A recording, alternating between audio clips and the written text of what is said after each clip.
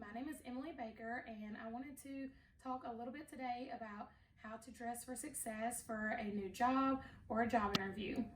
So many people are like me, and they're a mom who has returned to school after taking some time off to raise kids, help around the house, and we're jumping back into the job field, and it's hard, it's intimidating. One thing that I don't want people to worry about, moms in particular, women, is how to dress for it. I want that to be something that's easy, that you feel confident in, and that's also affordable and time manageable, because as mothers, we have enough to juggle, enough to think about at once, and we just want to be able to not even have to barely think about our work outfit and our choices. So I want to help you be able to start a work attire wardrobe for a good price while also feeling chic, stylish, and like you can compete with anyone to get whatever kind of job you see for yourself. So just for a little disclaimer, this is going to be for business casual.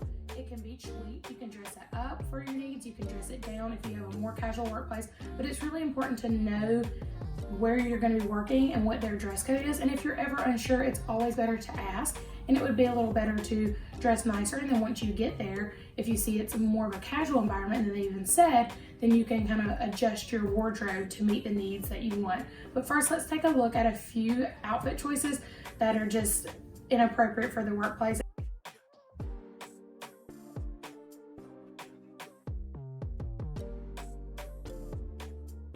So now that we've seen what not to wear, let's begin to focus on what to wear and where to start, because it seems like it can be very overwhelming when you're starting off and you don't know where to start. It just feels like you need everything new and nothing you have is working for you. So let's just start at the top and work our way down. So for tops for the workplace, many people would agree that you really need to start with the basics. And you need to do these basics for the season that you plan to work in. It's unrealistic to think that you're gonna go to a store and you're gonna buy all the work clothes you've ever needed. We're gonna start a little at a time and we're gonna add on to it just like you would your normal wardrobe. So for the basics for tops, you would do a black top or a white top, and it, like I said, long sleeve, short sleeve, whatever is for your comfort level. And it can be tops of all different styles. It can be a plain button up, it can be tops that tie around the neck, it could be a wrap top, any different styles. That's where you really get to have fun, but just stick with the basic colors first. Do black and white, and then let's add on from there. So you have your black and white tops, but then if you want to throw in some statement tops, you can do something like this, where it is still a very basic color, but it has more fun dots on it. So it's more of a statement top than a plain black and white top.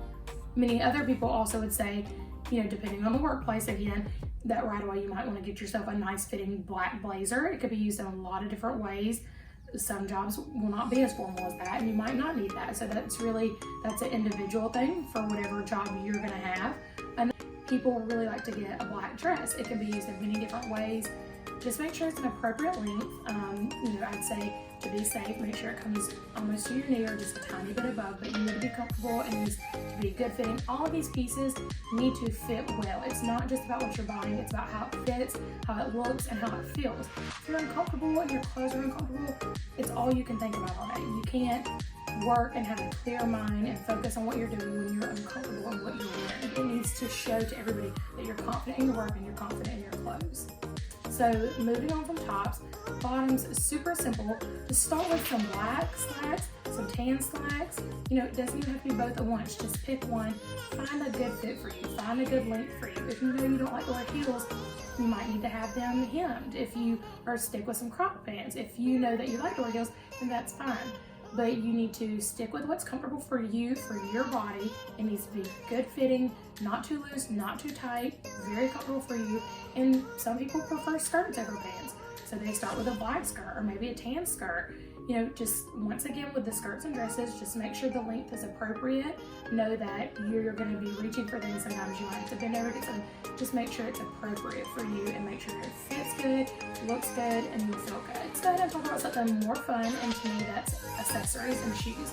So for shoes are hard sometimes. Shoes can be more of a splurge item. Sometimes you do end up spending more on shoes right away than you would necessarily your tops and bottoms.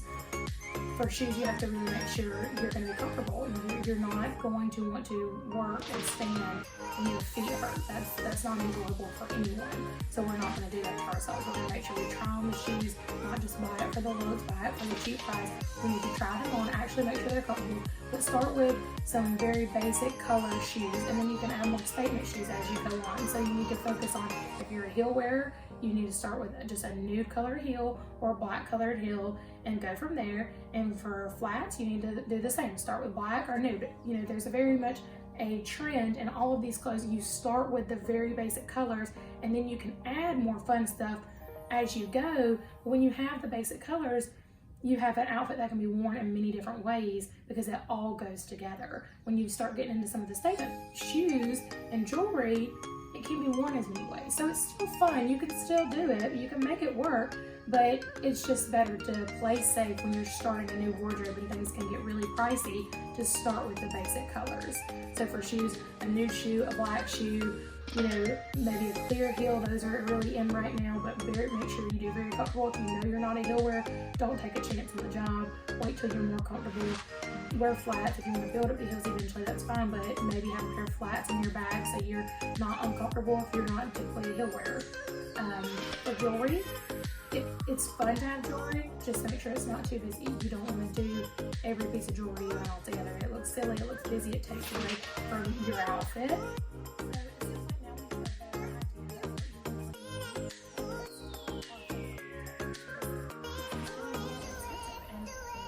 We haven't had a job, so we don't have the money to pour into all of these new things. So for me and many others, I would say that my favorite retailers to go to for budget items would be Target, hands down for sure. Number one, Target. You can get any of these items I've talked about at Target. You could literally do the whole outfit from there, from the tops to the shoes to the earrings. Everything you could get from could be at Target and be very, very budget friendly. You could even start off with shoes from Target that might not be as comfortable as designer shoes and work your way up to designer shoes. Sometimes we just have to start with something and build from there. Another good retailer that I like that has a lot of good sales is Loft. They often have a lot of sales online. J. Crew also has J. Crew Factory online. Those are really great options for budget-friendly pieces. They do have things that can range higher, but you have to really learn how to watch these sales on these things. And another place that I love would be TJ Maxx. TJ Maxx has amazing stuff, amazing shoes, mostly all designer brands, and other big retailers like Belk, Dillard's, Macy's. They've really gotten to where they offer a lot of sales online. So if you feel like, oh, that store might be too expensive, just check online. A lot of places have more sales than you think online. So you just have to keep up with it and just see what you can find. It's all about making your money go as far as you can when you're starting off something like this. You'll be able to add to, you won't always have to be on such a tight budget, but for now we are. And let's go ahead and take a look at some of the people that have really managed to put together a polished, professional look. And many of these that I want to share with you have done so on a budget. But get you a few solid vloggers that have the same style you have and follow them closely and see what they're recommending. That's why they have that job, to recommend things for us. They take the work out of it for us. We don't have to buy things and send them back. We can let them do that for us and tell us how it works for them. So I'm going to share a few of my favorite bloggers. I will include the links below, and you can choose to follow them if you want, but let's still take a look at these outfits.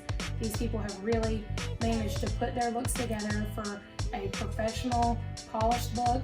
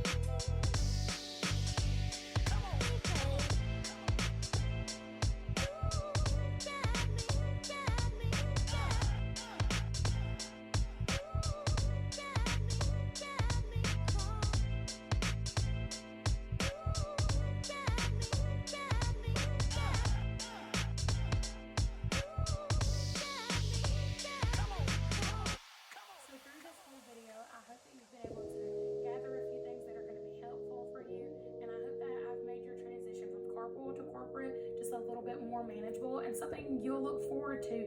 This is a huge next chapter in our lives, a lot of transition for us. The last thing we need to be worried about is how we look. We just need to be focused on feeling great and being excited for this new journey in our lives and what it's going to look like for our whole family.